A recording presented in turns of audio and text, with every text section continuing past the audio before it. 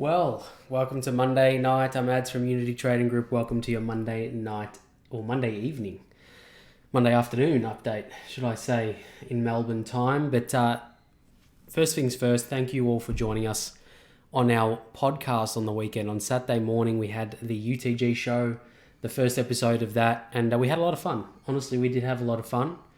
We did speak on a few topics. We spoke about the SEC investigation. We spoke about Grayscale. We spoke about a whole bunch of trading techniques as well, which we'll be repackaging into smaller videos, starting with the trend-based fibs video. I know we've been promising a trend-based fibs video for quite some time now, so that will be coming out tomorrow. And of course, we've got some more content coming this week as well, alongside our daily updates too. But, wow, we've had a pullback. That is not surprising, but it is surprising. I go out for one day and this is what I come back to. But it is a good thing for BTC. It really, really is, because we've had a monumentous run from, that 10,000, let's say 10,000 to about 40K now, and we haven't had anything substantial. So the next step from here is, what do I think is going to happen and where do I think we're going from here? And I think it's pretty straightforward in the terms of, in the sense of where I think it's going. I do think we've got some levels to work with, and I'll just nip up that demand level there. But before we get into it, of course, like the video, subscribe to the channel if you can, and hit the little bell icon if you really want to follow us and be alerted to all of our future content on the channel. Of course, you can find all of our links down below in the banner, of course, and in the description as well. But BTC, where are we going? Where have we been? Where are we headed? So right now, I'm seeing this level of demand obviously broken there. It is a short-term level. So a short-term level being in the middle of a trend. So not exactly on a pivot point. However, the nearest pivot point to us is that level at 30K. That does coincide nicely with the 50-61-ish Fibonacci retracement levels. We did test the 61.8, and of course, if we do pull back, we could pull back to the 38, 50, and 61 again. So that looks okay. Not only this, is we have a decent level of demand there as well. So that is a higher quality level. It is on a market pivot point. So we've got a pivot here, and of course, this pivot's the one we want to look for, of course, because it is achievable for the price action to reach there at around that 32,000, at around 31 or even 30,000 for BTC. It is on the previous pivot point. And when we do get there, we'll probably observe that steamroller will be around that oversold condition as well for the 4-hour time frame. Not only this, is we've got our gravy train indicator that we spoke about on the podcast on Saturday, and if we're running our beta test at the moment, but it does coincide nicely with that level as well. At that 38, 50, 61, we've got a few levels to look for on gravy train. Also, gravy train, watch out for this to be released in the near future. So that's it for BTC. We're getting the pullback that it really needs, to be honest. Nothing goes up forever, and of course we all know that. Everyone that we teach, everyone that we talk to isn't really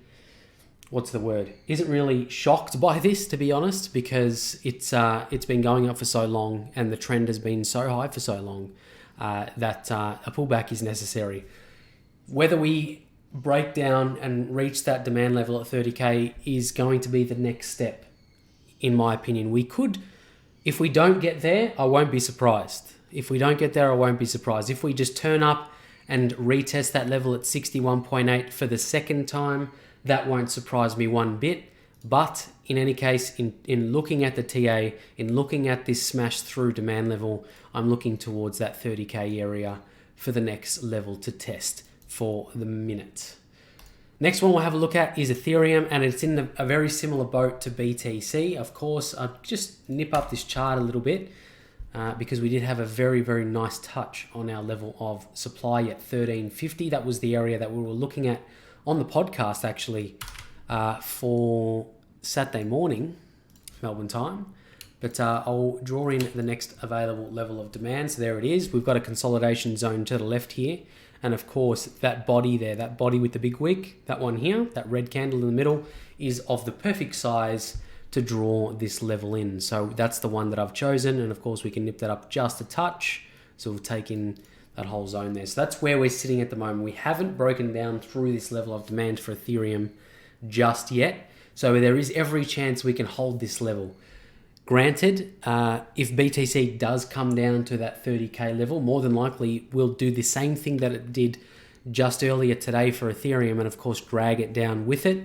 However, that remains to be seen. We need to see what the remainder of today and of course this evening and into tonight brings for price action. Of course, it is Monday. Most of the regulated markets are getting back to work tomorrow or even this evening. So we can get the most volume into this market, or we can expect the most volume to return around those times. So what we are waiting for, of course, is for that to come to fruition, and we're waiting to see if BTC comes down to 30K or holds the level that it's at now. I did say we do have a level of demand that has been broken. However, we are in a bullish cycle for BTC. It is still the case. We've gone from 20K to 40K in relative time, like pretty quickly. So it is in a bullish bias. It is a bullish market cycle currently. So we need to have that expectation for it as well. And that remains true for Ethereum and Litecoin as well. Even we'll have a quick look at Litecoin too. Litecoin not faring as well for the current movements. And I'll draw in the most relevant level of demand. I had a sync bid actually, to be honest with you, at 130, 125. Around that previous level of consolidation there. So that was a nice turnaround for myself at the moment. However, waiting to see where we go from here. If we do head down, I do employ a not sort of a DCA strategy, but I do usually employ an averaging in sort of strategy for the next leg. So that's what I'm looking for LTC for the moment. Of course, we do have long expectations for Litecoin, and that remains true with the entire market as a whole. The bias, like I said, is still to the upside, so we'll see where we go. If we get a more substantial pullback, of course, treat them as buying opportunities. That's not financial advice, but of course, the market is still in that bullish cycle for the minute. And of course, if we do start to break 30K and head back down to 20, well, we'll have a decent look at it if that happens. But the next one I have a look at is XRP. Of course, we've been following XRP for quite some time.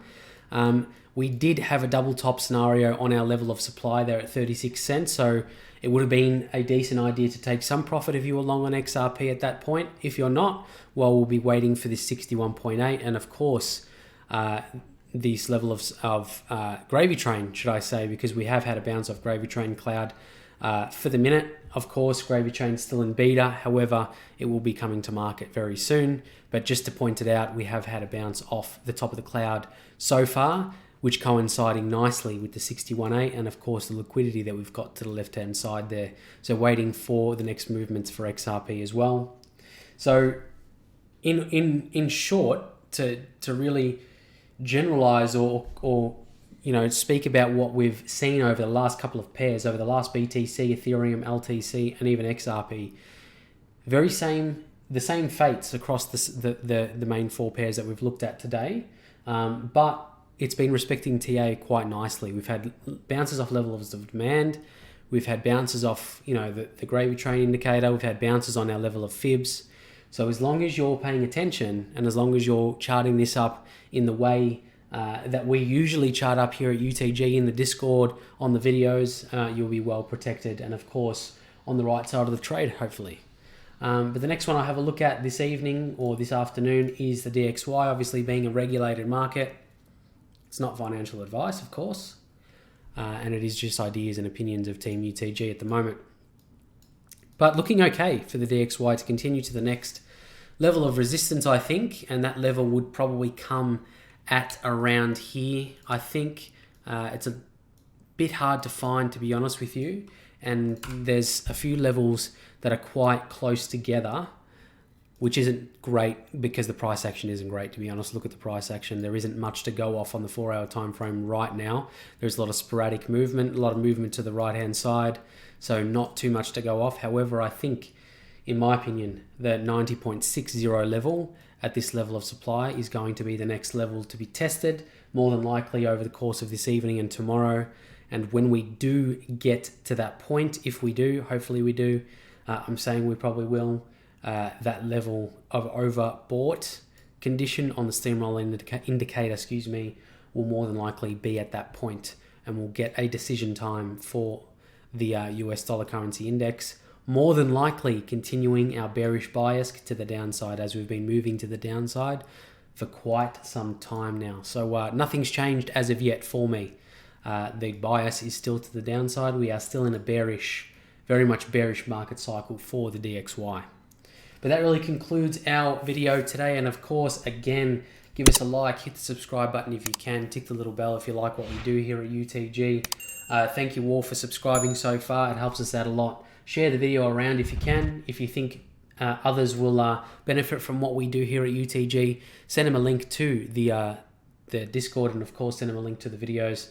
Much appreciated across all those platforms. Thank you all for watching. We'll see you tomorrow.